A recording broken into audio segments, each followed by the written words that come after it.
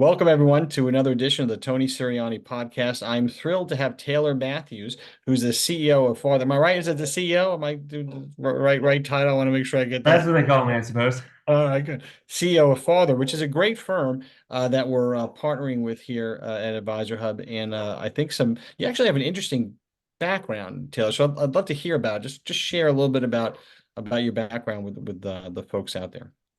Well, sure. I'll just start super quick. Early career, I was a philosophy major in college, so like all good philosophy majors went That's what I straight remember, into right? The yeah. philosophy.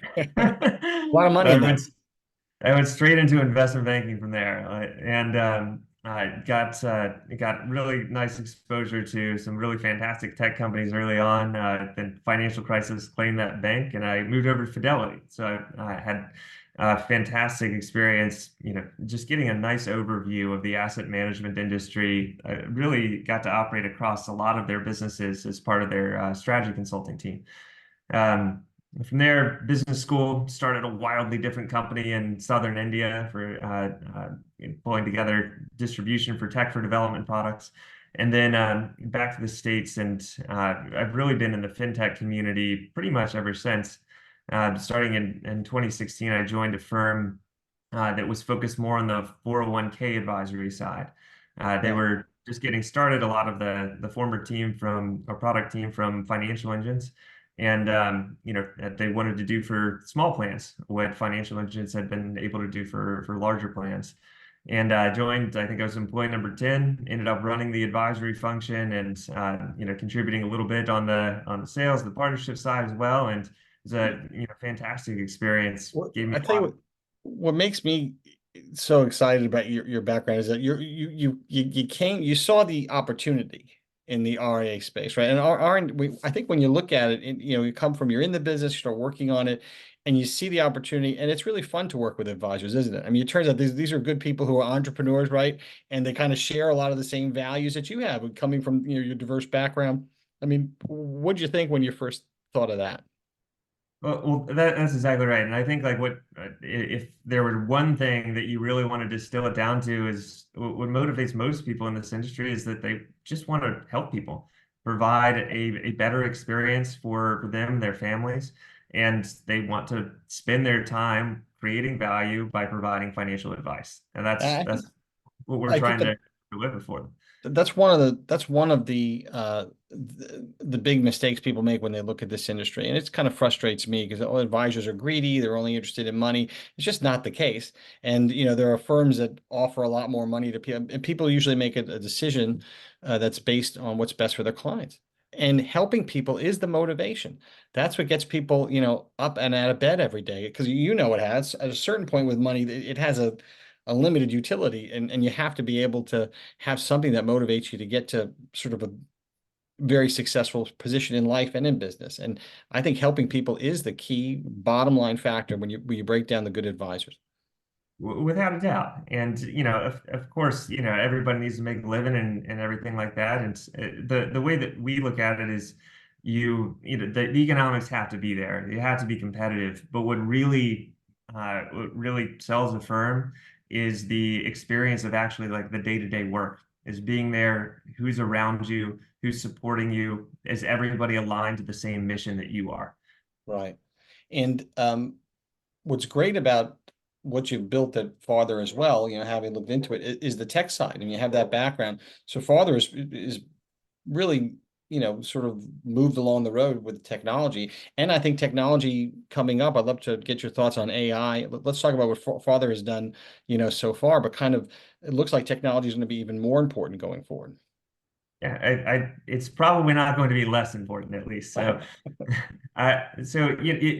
we started with the premise that rather than rather than approach building a company with technology as an afterthought, where you're mostly focused on most RAs start moving clients, lifting and shifting from one place to another, and keeping the clients happy, making sure that they're going to follow, keeping the revenue flowing so that you can pay your team. All of that's super important. But that means that usually you pick a custodian, a performance and analytics engine, a CRM, a handful of other pieces of software, And, for the most part, they work well enough. But at the end of the day, there's no real way to differentiate yourself if that's your starting point. And you end up spending over time more and more on technology and integration of those pieces rather than building something net new.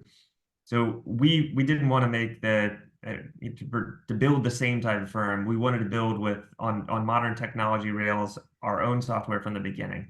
And that gives us an opportunity to do things in a little bit of a different way. We can make different choices that aren't tied to immediate revenue, but that are tied to a much better experience over a longer period of time. It's where we get to invest resources in deep infrastructure connections to our custodian partners that we work with, and we're able to provide more of take more of the ops and admin experience off of an advisor's plate and put it onto technology wherever that makes sense. Well, look, when I started in the business at Merrill Lynch, there were four guys and we had one computer on a Lazy Susan. We used to spin it around. Four guys to make trades. That kind of dates me. There was a line for the fax machine. We had one fax machine. This is a Fifth Avenue Merrill Lynch office, So, but I've seen technology make tremendous improvements, but it certainly I mean, that sounds wonderful to take so much of the burden off of the advisor, right? It's the bane of your existence when you're doing it. Plus, of course, in a highly regulated environment, you want sort of a paper trail and a digital trail of all the stuff, that you're doing. What about AI? So this is something that's coming, and advisors are already integrating it into their practices on a daily basis. And there's a lot of fear, I think, with some people about this is going to take my job. So I guess my position with advisors who ask has been, well, should I worry about my job? And I'm like, well, yeah, you should worry about your job. AI is coming.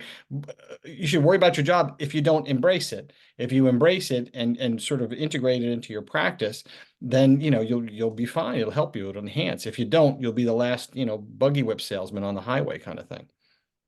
I'm very aligned to that point of view. At the end of the day, wealth management is a trust-based business. Hmm. And I think if you look backwards in time, to say like, 2008, 2010, when the robo-advisors were really, arriving on the scene and making a name for themselves there, everybody was worried that the financial advisor was going to, fall to, these, much lower cost, but automated solutions. And we've seen that on the whole, they really have failed to gather assets. They still represent, maybe 0.5% of managed assets in the industry.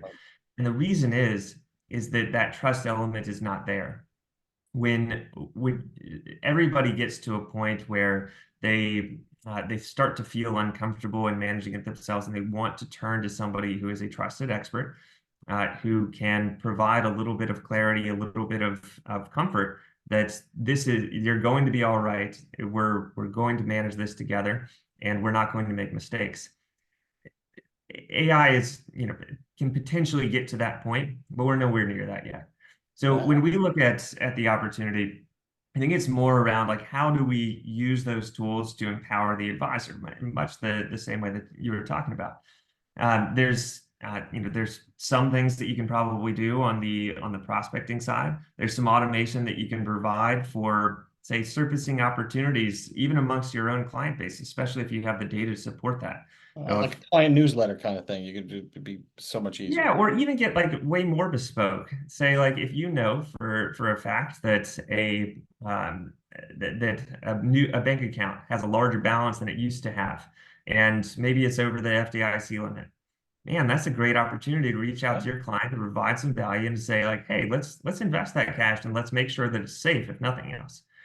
Those are the sorts of automations that you can pull off from a heuristics perspective, but also if you can then take that opportunity and turn it into a simple action for a financial advisor to review an email that's pre-written for you and just hit send, and then have that conversation with your client from there. Like that takes time off your plate. It helps you be a better advisor, and it creates value for you and your client. And then separate from that, I think there's also opportunity on the servicing side. Machine interpretation of natural language is getting a lot better. pulling data out of documents is becoming a much more routine, and it's getting much more accurate than it used to be. Even for for not terribly well structured documents that may change on a pretty frequent basis.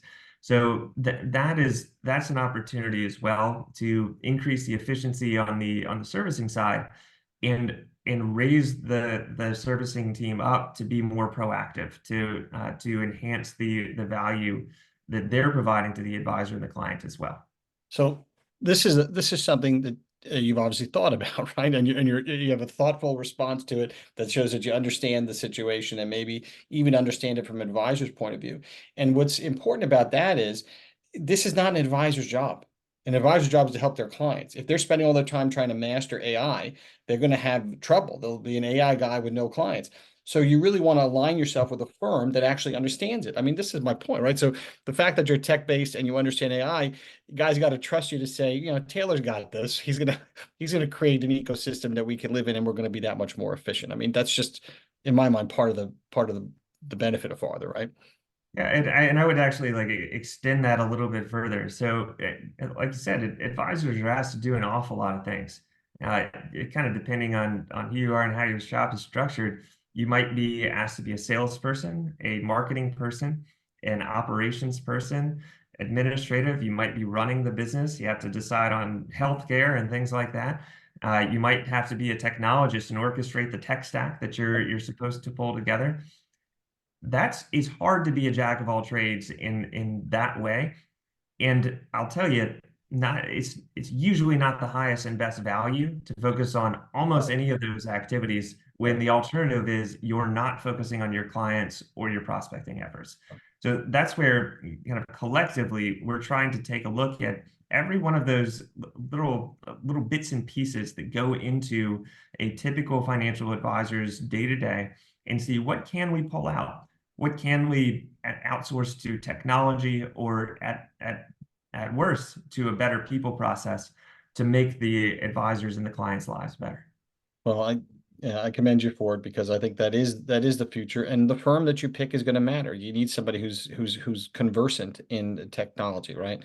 I do want to, before we go, I want to talk about something else that I know you're interested in. You've written about it, you've talked about it, and I think it demonstrates an understanding and a certain sympathy for the advisor's point of view, and that's this notion of non-competes, because it's something I always think about too. So tell us a little bit about your thoughts on where the industry is, and maybe where they should go. Well, I think, much more broader than the industry, the FTC has identified a real problem Mm. in the labor market generally, a restriction of freedom to practice, whatever trade you happen to choose to apply. And I think this is a fantastic step up for the country as a whole. It should unleash an awful lot more entrepreneurial activity. It should make it easier for somebody who has a good idea to leave wherever they happen to be and try and build things better. That's the creative destruction that we're supposed to be all for as good capitalists. Now, the wealth management industry in particular, I think, is probably one of the greatest abusers of these types of contracts. What they do is that they lock advisors in, often to bad situations or situations where they're not comfortable any longer. It makes it challenging to leave an environment, whether, let's say, there's all sorts of reasons you might want to leave. It might even be as bad as harassment. Maybe it's just better economics. Maybe it's a better client experience or better technology that you have access to. But if you're restricted to not bring your clients with you or not practice your chosen trade for often years after you leave, then you might as well stay. There's really no option for you to rebuild your business in that way. And let's be frank, most of the firms that are out there are not providing a lot of marketing effort to enhance the advisor, to like really give them a sense that it is because of X firm that I'm at that I am successful. Most advisors are responsible for the marketing activities themselves. So to me, it's deeply unfair to the advisor. It's I think it's a violation of our fiduciary imperative There's no question. as RIAs. And I think that, we can do better as an industry. So I'm excited. I think it's a great step up.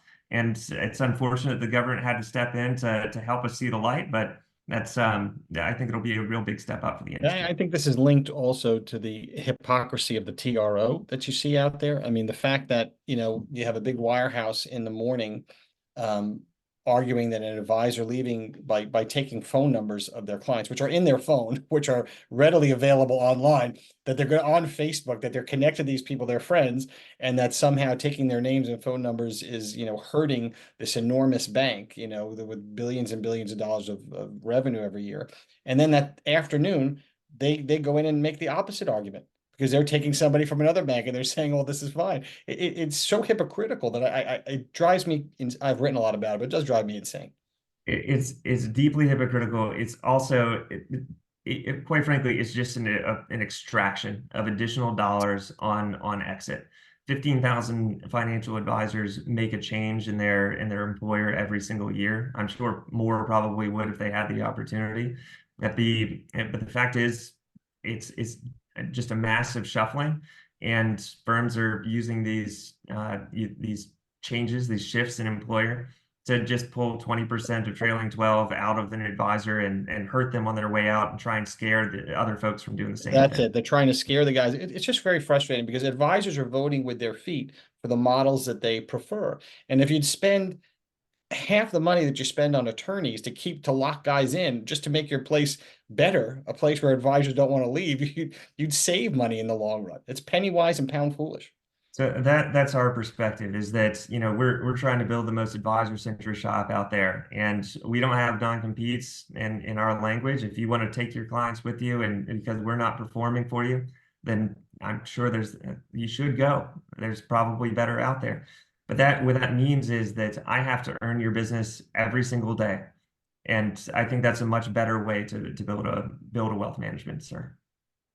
You know what? I'm going to leave it at that because that's a high note. I like the way that went. So I'm going to say that let's talk again. I appreciate your efforts here on behalf of financial advisors. It sounds great, and Father sounds like a really exciting place.